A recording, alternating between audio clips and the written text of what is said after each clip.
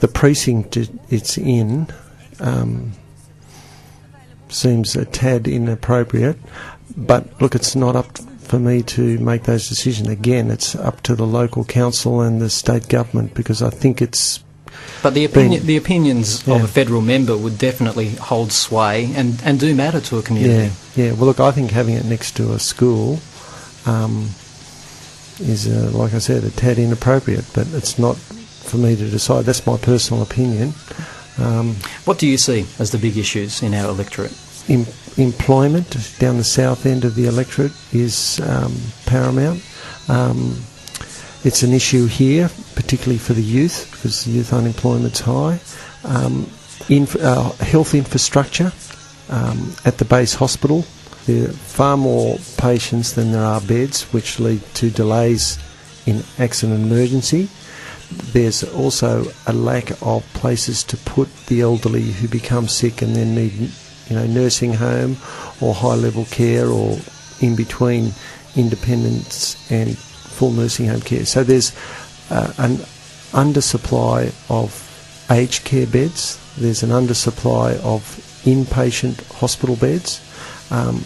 If you fixed up those two problems, there would be less delay and less lengthy stays in accident emergency. So you need more bricks and mortar, let alone a coronary care unit, an angiogram suite, so people can have their coronary angiograms quickly and easily close to their home.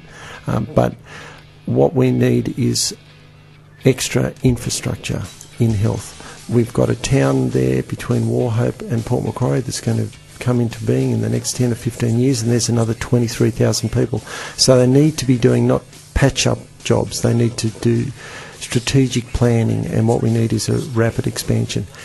With the Nationals, I can guarantee that we will support regional smaller hospitals. We think they're a valuable part of the community, and that's the problem with the Rudd plan. He made a big song and dance about reforming health because everyone wants it to be better, but the net result is a usual Rudd result. It's just back to business as usual. There's just a little bit more money funneled into the pot, which you can't complain about, but there's been no structural reform. Tony Abbott told the Port Macquarie News that he counted you as, quote, a terrific friend. Now, is that just political spin, or would you actually consider Tony Abbott to be one of your friends? No, he's probably my best mate from a long way back. I mean, I've got lots of good mates. I went through school with a bunch of guys that we've all kept in contact, but no, I've known Tony since he was 12. I went to a boarding school where he was a day boy, and he and his family sort of adopted me as their token brother. And would he make a good Prime Minister? Oh, he'd make an excellent Prime Minister. He has got a clarity of thought and an ability to express a problem so well. He's knowledgeable about so many things. He's knowledgeable about government.